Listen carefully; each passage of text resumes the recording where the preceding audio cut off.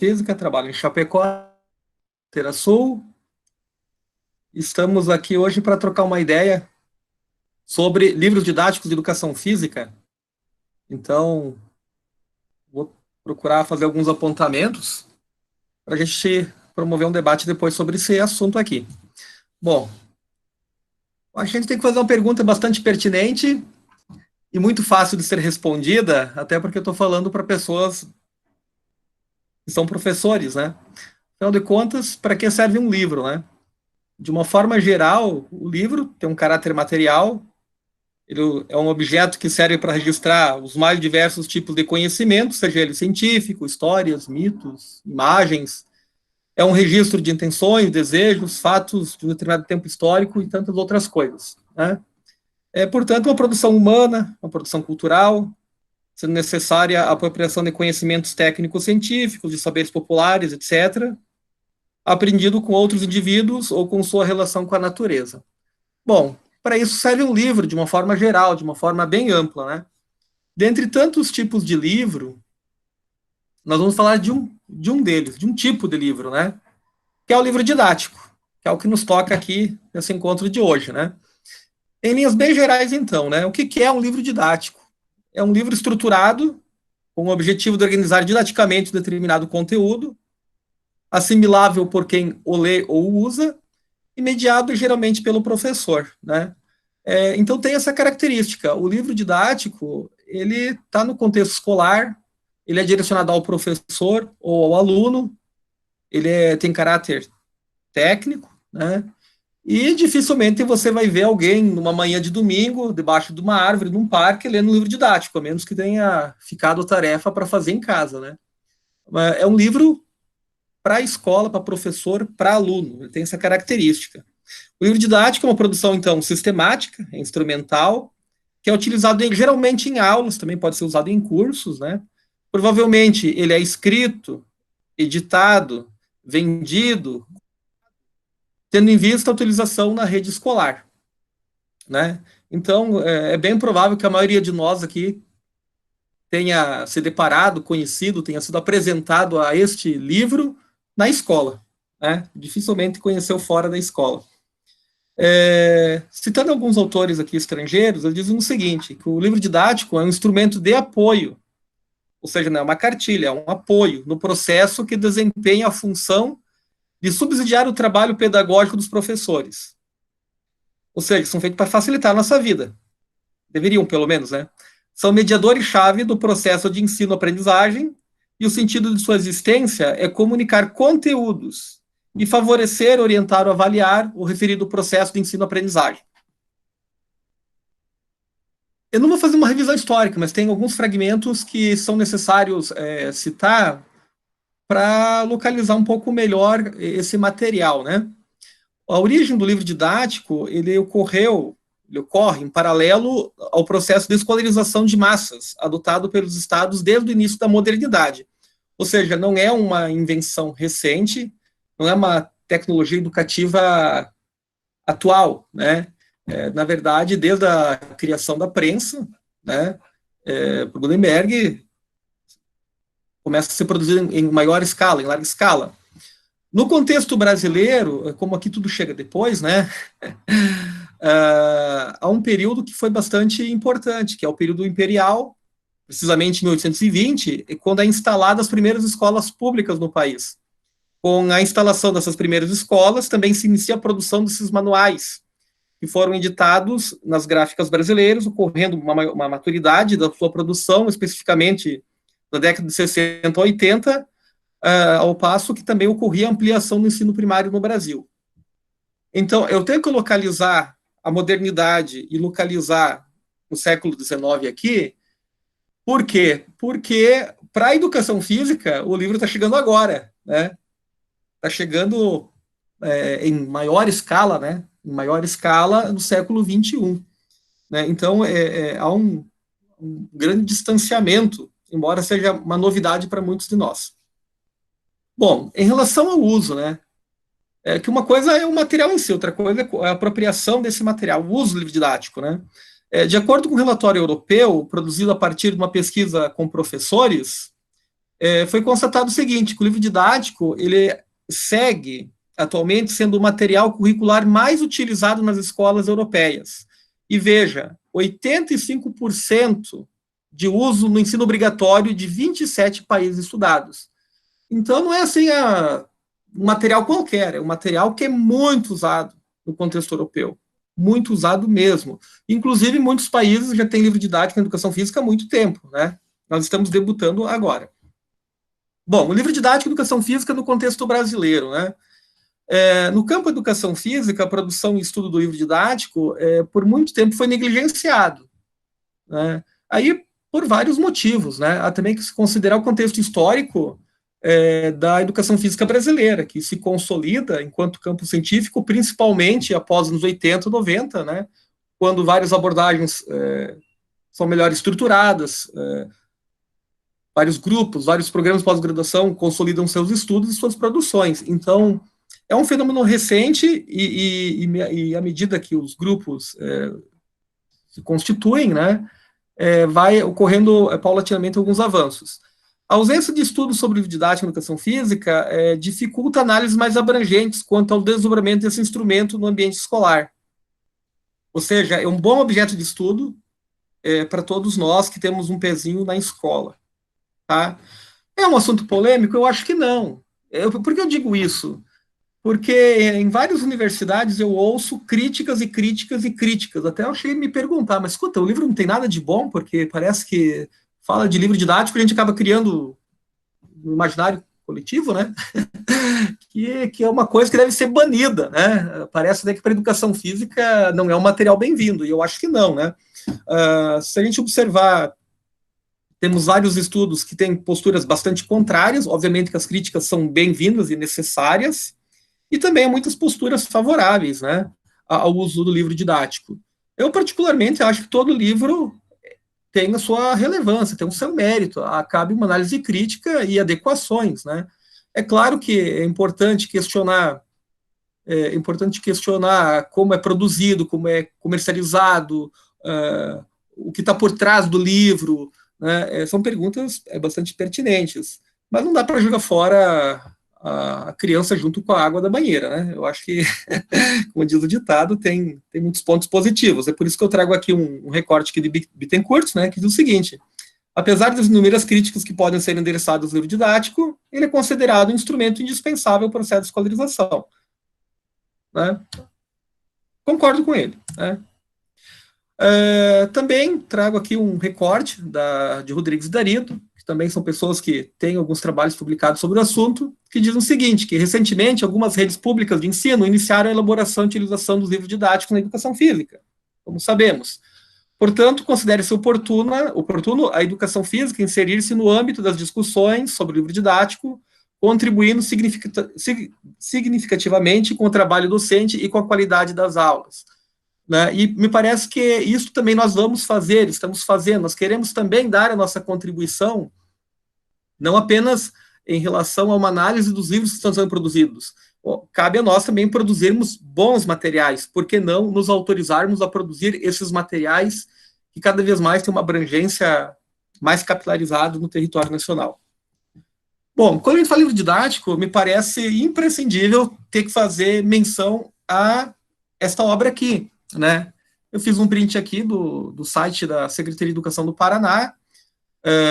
Nós vemos aqui vários livros didáticos de várias áreas do conhecimento, e eu destaco aí em vermelho a educação física, né? Pela primeira vez nós estávamos lá, né, com uma capa muito bem ilustrada aí do Brugel. E olha só, eu acho pouco provável que quem me ouve aqui já não tenha ouvido falar desse livro. E quando ele foi lançado, teve uma grande repercussão. Embora caibam muitas críticas a ele, muitos elaborados tecendo críticas, ele tem um grande mérito, porque foi a primeira iniciativa de uma rede estadual no país de construir um livro para a educação física. Né? E está disponível, acho que vale a pena todo mundo dar uma olhada, né, dar uma navegada aí na internet e achar esse livro. Né? Foi um marco histórico para a área, e é um esforço, né? E representa o esforço e a dedicação de vários professores, um trabalho coletivo, para sistematizar um conhecimento produzido por muitos anos aí, de forma didática, contribuindo para o ensino de educação física escolar. Então, ele tem seus méritos, né? Eu acho que toda pessoa que fala de livro didático tem que, pelo menos, conhecer esse trabalho que foi bastante pioneiro, né? E como parte do grupo aí me ouve, que é do Paraná, né? O grupo aí do Juliano, né? Todo mundo conhece esse livro, eu acho que muito, mas muito melhor do que eu, porque utilizaram em suas aulas. Um outro material que me parece bastante interessante, que não foi concebido como um livro didático para a escola, mas foi para o segundo tempo, em 4 volumes, né? Esse material aqui, eu até pincei, fiz um print da capa do volume 4, que aqui traz as práticas corporais de aventura, que nos é um tema bastante caro, né? Então, esse material, que foi produzido de forma impressa e também de forma virtual, circulou muito no país, e até onde eu conheço, muitas pessoas de várias redes públicas, municipais, estaduais, muitos professores se apropriaram desse material do segundo tempo para pensar e trabalhar os mais diversos conteúdos, como o conteúdo de educação física escolar. Então, esse material, embora não concebido como livro didático para a escola, né, mas para o programa Segundo Tempo, do Ministério do Esporte, também foi uma grande referência, e também me parece que aqui a maioria das pessoas já devem ter ouvido falar dele. E agora, mais recentemente, né, o Plano Nacional do Livro Didático contemplou a educação física, né? Então, no primeiro ano, foram lançados estes livros do primeiro ao quinto ano, volume 1 e 2, né? Essas 4 editoras venceram o edital, feito a toque de caixa, a editora Terra Sul, Boreal, FTD e Moderna, que estão a capa do volume 1 e 2, e agora, mais recentemente ainda, né, está saindo do sexto ao nono ano, né? Esses livros que vocês estão vendo aqui, as capas, ele passou agora pelo processo de atualização. Eu também participei da primeira avaliação e da atualização. A gente não avalia todos os livros, a gente avalia uma editora, né, da qual a gente não sabe qual é todo um anonimato aí, vocês bem sabem, mas que, em linhas gerais, os critérios, obviamente, são bastante rigorosos, os mesmos para todos, né? Então, esses livros já chegaram nas escolas, eu tenho alguns deles, não são vendidos, não são comercializáveis, é difícil de conseguir, a menos que você dê aula numa escola, eu digo para estudo, né? Então, é um material bastante interessante para a gente se apropriar e pensar nos nossos materiais, certo? Bom, esses livros que eu estou apresentando são livros didáticos para uma determinada seriação, né? Um determinado nível de ensino, e preciso também demarcar, né, que essas obras foram lançadas na sequência da aprovação da terceira versão da BNCC. Então, um dos critérios basilares, por óbvio, né, é que esses materiais estivessem extremamente alinhados à BNCC. Então, é claro que nem todo material didático está alinhado à BNCC. Eu estou falando desse material que chega agora, que está alinhado à BNCC. E tem previsto, né, comunidade temática, práticas corporais de aventura, que, na minha opinião, foi um grande upgrade, né, do sexto ao nono ano. É importante me destacar que muitas prefeituras, aqui, por exemplo, em Chapecó, onde eu vivo, né, e trabalho, a gente tem um contato direto aqui com a Secretaria de Educação, embora a BNCC traga este componente de forma recente, a prefeitura e muitas outras prefeituras já vinham trabalhando na unidade temática, né, com esse conteúdo, né, práticas corporais de aventura. Às vezes não é apresentado com este conceito, mas já vinha sendo trabalhado, certo? Então, mesmo que a BNCC diga que não é do sexto ano em diante, a gente observa que é um conteúdo já que vinha sendo trabalhado. Bom, sendo um pouco mais específico, né, sobre avaliação e estruturação desses materiais. Olha só, se a gente pegar esses livros, né, eu tenho até alguns aqui, a gente tem que observar duas coisas, né? Assim como a avaliação do artigo científico, se for observar, é o conteúdo e a forma, né? O conteúdo, para a gente, me parece que é mais tranquilo analisar, né? Porque é um conteúdo específico de uma área, educação física, certo? Mas em relação à forma, como ele é organizado, daí quando eu falo da estruturação do livro, e esse é um ponto apenas que eu quero destacar, tem outros também relevantes, é interessante observar a sequência didática, né? É interessante quando a gente pega um livro desses, porque ele tem que ser de fácil manuseio para o professor, como são organizadas as aulas, né? Tem um livro que não teve muita aceitação, que os professores não encomendaram, porque eu também tenho esses números, né? Quais foram os livros que chegaram mais lá na ponta no Brasil e os que foram mais menos aceitos.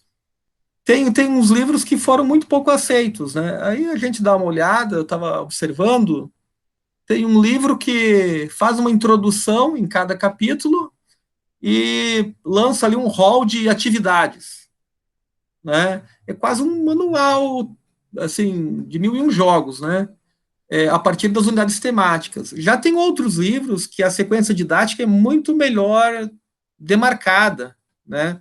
Aí estou tomando como referência um livro aí que teve bastante aceitação, né? Como foi organizada a sequência didática.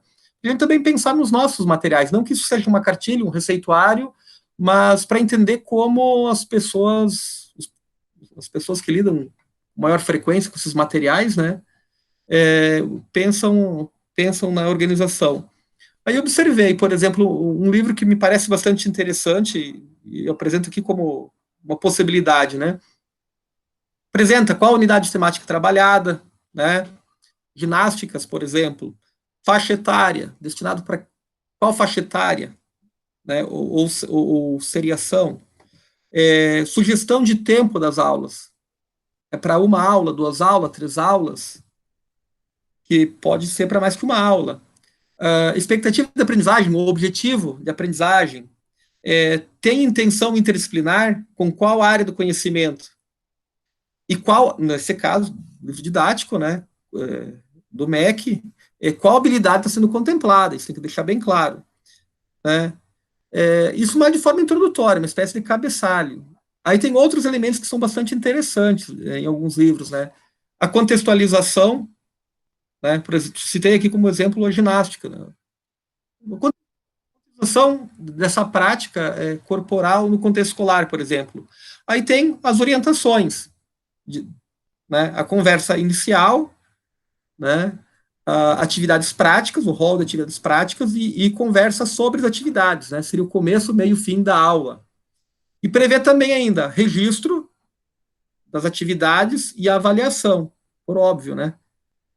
E ainda tem algumas notas que são interessantes, saiba mais, que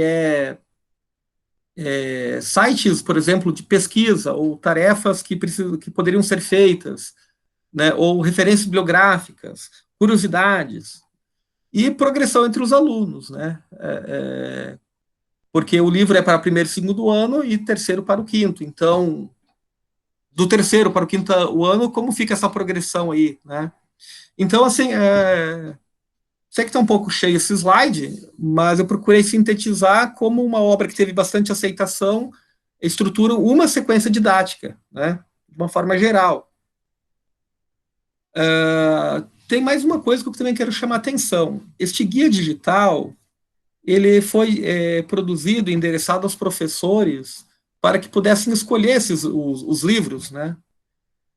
E, e ele está disponível na internet, como eu falei, é digital, vocês podem baixar, posso encaminhar se quiserem também, e ali apresenta a visão geral de cada uma das obras, né? Ao final desse manual, tem a ficha da avaliação, que é bastante importante. Existem várias formas de avaliar um material, né? No caso, a avaliação desses livros é uma etapa bastante. Tem várias etapas bastante rigorosas, muitas até repetitivas. Isso aqui está na plataforma que a gente avalia, né? É difícil alguma coisa passar, e às vezes, acreditem, passa, como vocês também já devem ter visto por aí. Então, olha só, essa ficha de avaliação, ela traz vários pontos que para nós são interessantes, né? Então, assim, eu diria que seria uma boa colinha para a gente produzir o nosso material, né? Porque é uma ficha bastante completa. E eu procurei sintetizar os principais pontos no único slide. Também peço perdão mais uma vez pelo slide carregado, sei que isso não é visualmente, esteticamente muito bom, né? Mas concentra numa única imagem. Então, olha só, a ficha de avaliação tem praticamente dois pilares, né? O critério eliminatório comum e o critério específico da área, né? Bom, vamos primeiro aqui para a coluna da esquerda, né? Critério eliminatório comum. Cada um desses itens tem várias subdivisões, várias, mas de uma forma bem geral. O critério eliminatório comum, a gente tem que verificar se a obra atende à legislação, o arcabouço jurídico, digamos assim. Tem muitos que nem tem muitos itens aqui que nem tem nada a ver, né? Que nem tem nada a ver, mas ele tem que dizer que não se aplica, por exemplo, né? Diretrizes, né? Além das DCNs, apenas um exemplo, tem muitas outras diretrizes. Então a gente sempre tem que verificar se não está infringindo ou não, se está contemplando ou não. Por exemplo, aqui entra até o Estatuto do Idoso, né? No caso aqui da escola não se aplica, mas dependendo do material didático que a gente produz e é direcionado à terceira idade, tem que ver se está de acordo com o Estatuto do Idoso, por exemplo. Tá? Então, essas diretrizes também, ela tem algumas subdivisões, né? Que eu gostaria de destacar, né? Por exemplo, está em observância esse material de princípios éticos e democráticos necessário à construção da cidadania, ao respeito, à diversidade, ao convívio social republicano, por exemplo. Aí tem vários itens, posso citar apenas dois aqui. É um material que está livre de doutrinação religiosa, é um material que não cria, não reforça estereótipos. Esse material, ele tem coerência, adequação de abordagem teórico-metodológica assumida pela obra, no que diz respeito à proposta didático-pedagógica explicitada e aos objetivos visados? É claro que cada obra pode definir uma concepção, uma abordagem, mas se ela assume, tem que estar coerente, né? Tu não pode dizer que é uma abordagem A e metodologicamente avaliação C, Y. Né? Tem que checar se realmente é uma sintonia, a um raciocínio coerente aí na produção. Outra coisa que também a gente observa, a correção e atualização de conceitos, informações e procedimentos, né? Por exemplo, práticas corporais é um conceito que é apresentado, né? O que é uma prática corporal? Então, o conceito está explicitado, está ancorado em boas referências, cita as fontes, né, academicamente falando. Tem adequação da estrutura editorial do projeto gráfico aos objetivos didáticos pedagógicos da obra. Né? Aí a gente pode destacar dois pontos. Né? A estrutura editorial, ela tem uma dimensão técnica, a linguagem apropriada, tem erros de revisão, tem legenda, as ilustrações, né, são muitas, tem, não tem, são que tipo de ilustrações? São fotografias, são gráficos, são pinturas, são desenhos, né? É adequado, é autoexplicativo, porque esse também é um grande gargalo, eu posso dizer porque eu analisei imagens recentemente, né?